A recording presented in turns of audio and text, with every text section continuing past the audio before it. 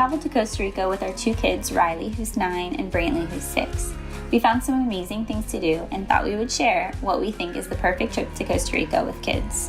We went towards the end of the rainy season, which meant things were a lot cheaper, but also a lot wetter. It honestly didn't slow us down one bit, and we got some sunshine sprinkled in, but agreed that we would want to go during the dry months next time. Day 1. We flew into San Jose, rented a car, and then got out of there as fast as we could. It was a long drive to our first destination, which was a secluded spot in the middle of the mountains in Copa. It was a rough ride with the kids driving on dirt roads, and we arrived at our glamping dome that night. It was magical and so dreamy, like something out of a fairy tale, but also pretty rustic, and we wound up sleeping with some critters. We woke up to a beautiful scenic view of the countryside. Day 2. We woke up with the sun, made some coffee, and ate a nourishing breakfast overlooking the mountains. We explored a little around the cabin and then headed south to our main destination in Dominical. Dominical is a quaint little hippie town full of surfers and yogis and beach bums. It was just our style. We grabbed some groceries at the market in town and headed to our new home for the next 7 days. We rented an Airbnb in Canto del Mar, which was a gated community on a cliffside with the most beautiful view of the water. It was such a steal for the luxury we got. Panoramic views, a beautiful outdoor space, an infinity pool, and bunk beds in the kids' room. Each morning we would wake up to watch the sunrise and look for wildlife from the balcony. We saw iguanas, toucans, and agouti without even having to leave the house. Day 3. The next day we headed on our first excursion where we traveled by horseback to see the glorious Nauyaca waterfall. We rode the horses on a trail along the Uru River. It was great for beginners, but also fun if you ride because we got to run the horses a bit, cross through water, and climb up and down rocky hills. They let our 6-year-old ride by himself, which was really awesome. Since it was the rainy season, swimming in the pool was challenging because of the amount of water coming down the mountain, which created a really strong current. Instead, the locals told us where we could climb up and jump into the pool safely. It was a pretty easy climb and only about a 5-foot jump. The water was freezing, but jumping right under a pretty massive waterfall was exhilarating. It was the perfect first adventure to kick off the trip.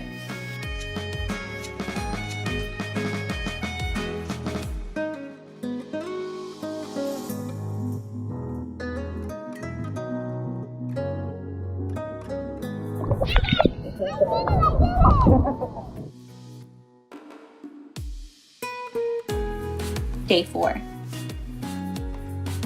We made an animal scavenger hunt on one of our drives of all the wildlife we hoped to see on our trip, so we headed to Manuel Antonio to see what we could find. We hired a guide, but would probably skip that expense next time and just bring some binoculars. There are hundreds of guides in the park, and it's pretty obvious when they spot something. You can just stop where they stop and look up in the trees, or look on your own if you're feeling adventurous. We saw sloths, howler monkeys, white-faced monkeys, aphrodilants, iguanas, and much more.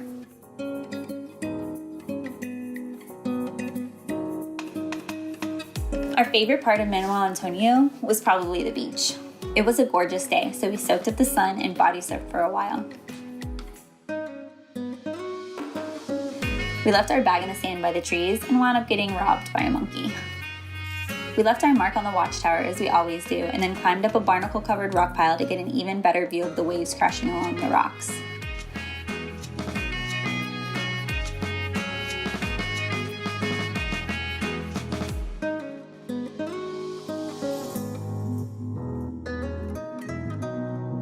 We recreated a picture Tyler and I took 12 years before while we were dating. We then got yelled at shortly after and decided it was time to get some food.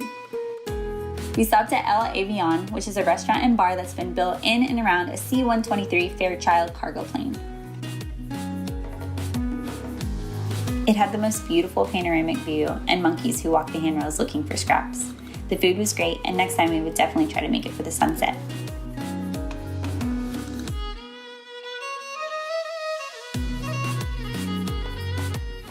Day 5. If you're in Dominical, you have to try surfing. There are a few different options for surf school, but we went with Dominical Surf School and would definitely recommend.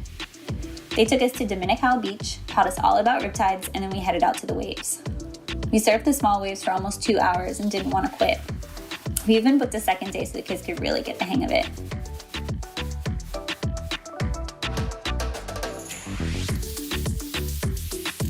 They were addicted in no time and had such great attitudes about learning something new. It was so cool to watch their confidence grow.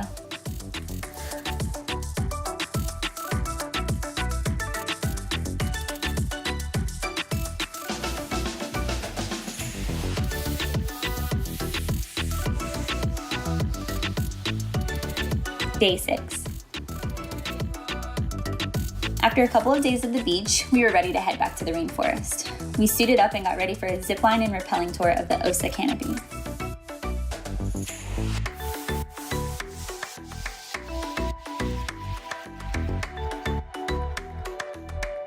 The tour included 7 zip lines, 13 platforms, 3 rappelling stations, and 2 suspension bridges. The guides were so much fun and the kids had a blast.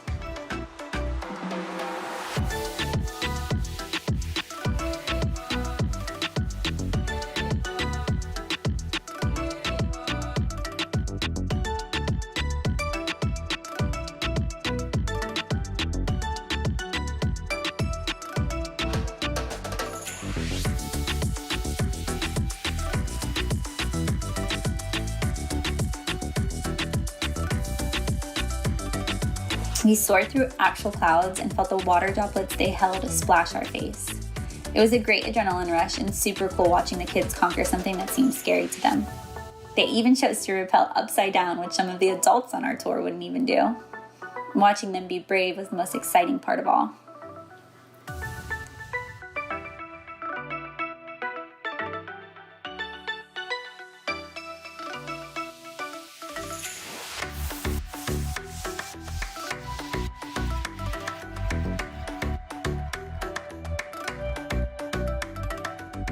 Day 7. We couldn't have asked for more beautiful weather on our last day.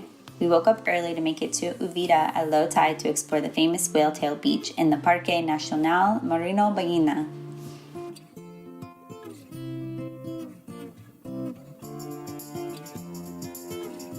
We found some coconuts and enjoyed some fresh coconut water, played in the gorgeous orange sand, and found a cool hermit crab habitat.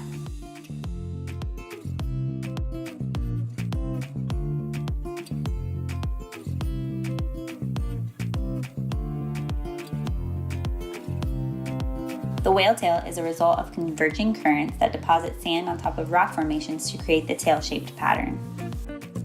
What's even cooler is it's located in the exact spot where hundreds of humpback whales congregate each year. We celebrated our last night in downtown Dominical at one of the best Thai restaurants we've been to anywhere. It had a great vibe and the food and drinks were amazing. It was a great way to end the day. Day 8. It was really hard to leave, but we got to enjoy the most beautiful sunrise of all before we headed out on our long travel day. We stopped at Crocodile Bridge to see the crocodiles in the Tarcoles River on our way back to San Jose. We've included the links to all the places we mentioned in the description. Thanks for watching and let us know if you have any questions in the comments. Stay tuned for more of our adventures and be sure to follow us on Instagram.